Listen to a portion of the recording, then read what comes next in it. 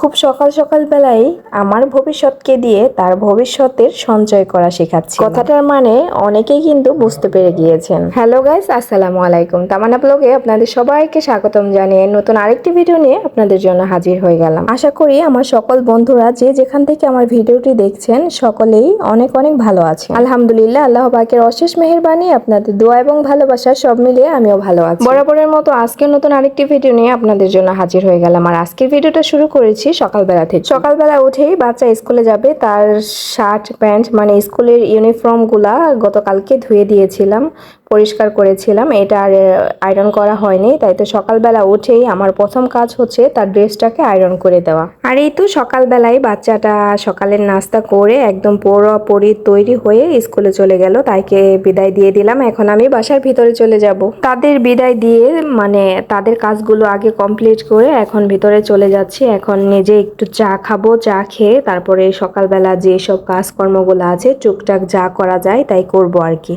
আর ভিতরে এসেই দেখলাম শ্বশুর বাজার থেকে আজকে শাপলা নিয়ে এসেছে। এই নিয়ে 3-4 দিন শাপলা খাওয়া হয়ে গেল, আর এটা তো নতুন উঠেছে।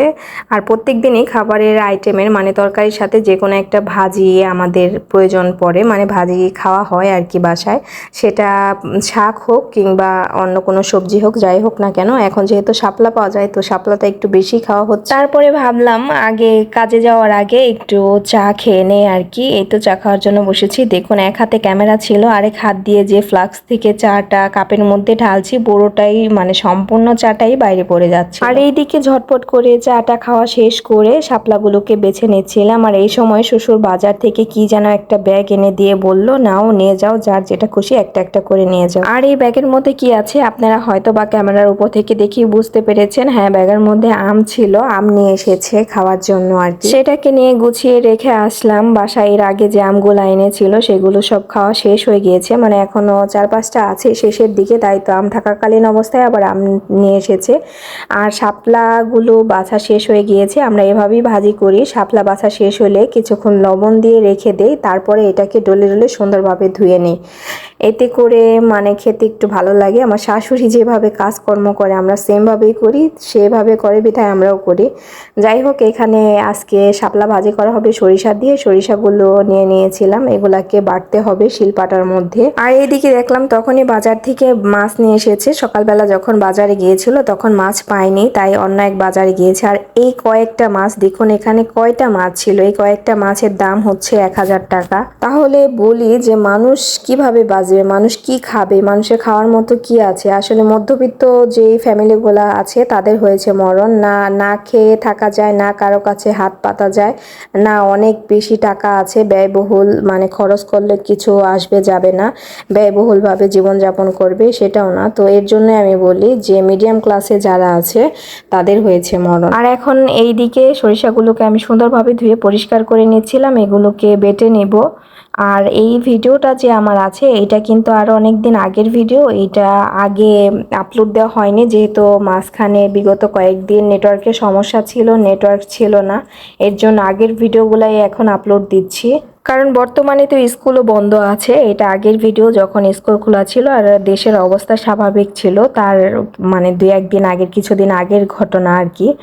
যাই হোক, আগে আপনাদের বিষয়টা ক্লিয়ার করে দিলাম। এদিকে দেখুন আমার শাপলাটা কিন্তু এই যে এইভাবে হাত দিয়ে ডলে ডলে তারপরে ধুয়ে নিই। এখন আবার অনেকে ভাবতে পারেন, হয়তো বা কেউ ভাষায় প্রকাশ করবেন, কেউ মনে মনে রাখবেন আর কি, যে এভাবে করার কি আছে, আমরা তো এভাবে করি না, এভাবে শাপলা রান্না করে নাকি, নর্মাল ভাবে করলেও তো হয়। তাদের উদ্দেশ্যে বলছি একটি কথা, আসলে একটা কাজ অনেকভাবেই করা যায়।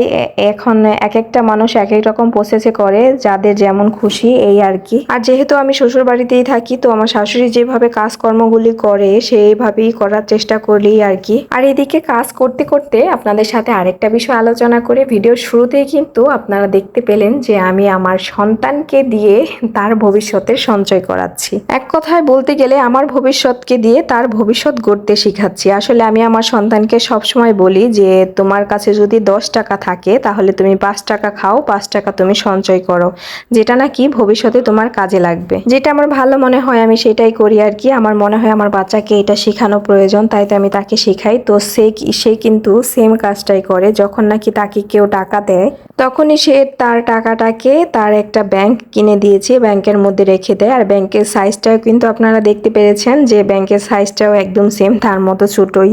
এইদিকে বাইরের কাজকর্ম সেরে তারপরে ভিতরে আসলাম সকালে নাস্তা করার জন্য। সকালবেলা তো শুধু চা খেয়েছিলাম, তো পাউরুটি দিয়ে গতকালকে গরুর মাংস রান্না করেছিলাম সেটা দিয়ে খেয়ে নিলাম। আর এইদিকে খাওয়া শেষ করে এখন চলে এসেছি শাপলা দিয়ে যে সরিষা দিয়ে ভাজি করা হবে আজকে, তো সেই সরিষাটা বেটে নেওয়ার জন্য। আর এখানে সরিষার সাথে 2 কোয়া রসুন নিয়ে নিয়েছি, এটা একসাথে দিয়ে তারপরে বেটে নিব আর কি।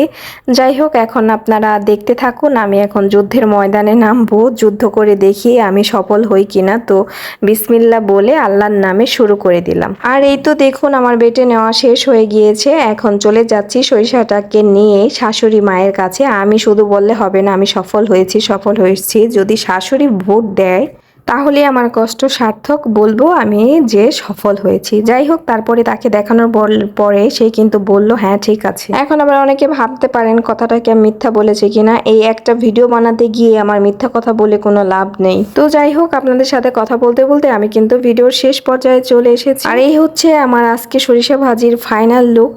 আর আজকের ভিডিওটা এই পর্যন্তই। সবাই ভালো থাকবেন, সুস্থ থাকবেন। আবার নতুন একটি ভিডিও নিয়ে হাজির হয়ে যাব ইনশাআল্লাহ। আল্লাহ হাফেজ।